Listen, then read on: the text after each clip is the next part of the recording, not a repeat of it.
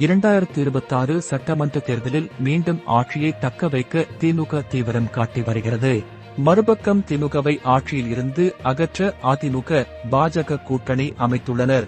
பாஜக முன்னாள் மாநில தலைவர் அண்ணாமலை தனித்து போட்டியிட நினைத்த நிலையில் கட்சி தலைமை வேறு முடிவை எடுத்தது. அண்ணாமலைக்கு தேசிய அளவு முக்கிய பதவி வழங்கப்படுவதாக தகவல் வெளியாகி வரும் நிலையில் 2026 சட்டமன்ற தேர்தலில் அண்ணாமலைக்கு வாய்ப்பு வழங்க வேண்டாம் என்று பாஜக மேலிடம் முடிவு செய்திருப்பதாக தகவல் வெளியாகியுள்ளது. 2026 சட்டமன்ற தேர்தலுக்கான கவுண்டவுன் தொடங்கிவிட்டது.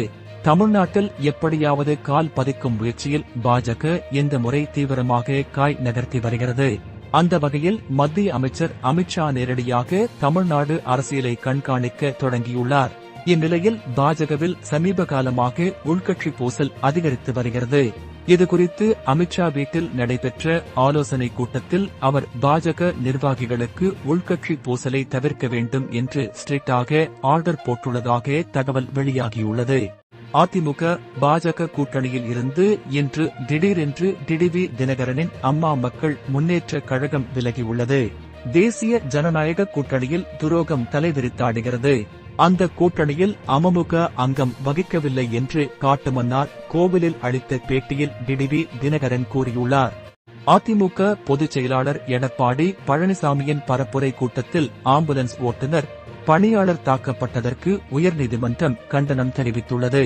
ஆம்புலன்ஸ் ஓட்டுநர்களுக்கு பாதுகாப்பு வழங்க கோரி தொடரப்பட்ட வழக்கு மீதான விசாரணையில் ஆம்புலன்ஸ் பணியாளர்கள் தாக்கப்படுவது ஏற்கத்தக்கது அல்ல என்று நீதிபதிகள் தெரிவித்துள்ளனர். மிகவும் பரபரப்பாக பாமக விவகாரம் பொதுவெளியில் பேசப்பட்டு வரும் நிலையில் அமைதி காக்கிறார் கட்சியின் தலைவரான அன்புமணி ராமதாஸ்.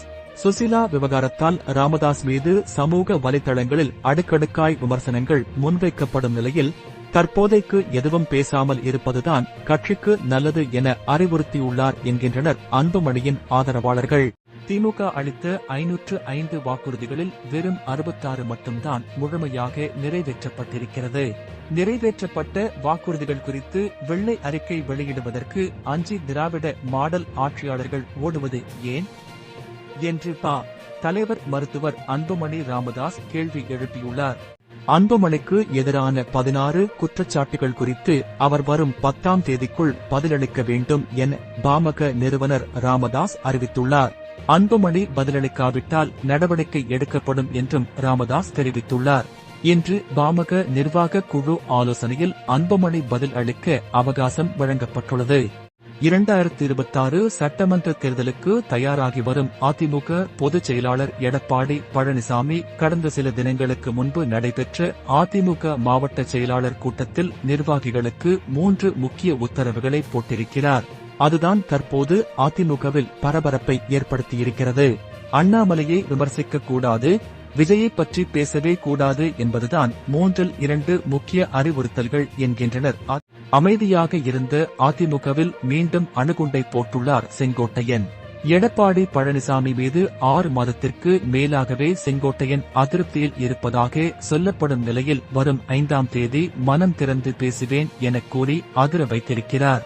இந்த நிலையில் சமீபத்தில் அதிமுக அலுவலகத்தில் நடைபெற்ற சில சம்பவங்கள்தான் செங்கோட்டையனின் கோபம் மீண்டும் அதிகரிக்க காரணம் என்கின்றனர் அதிமுகவினர்.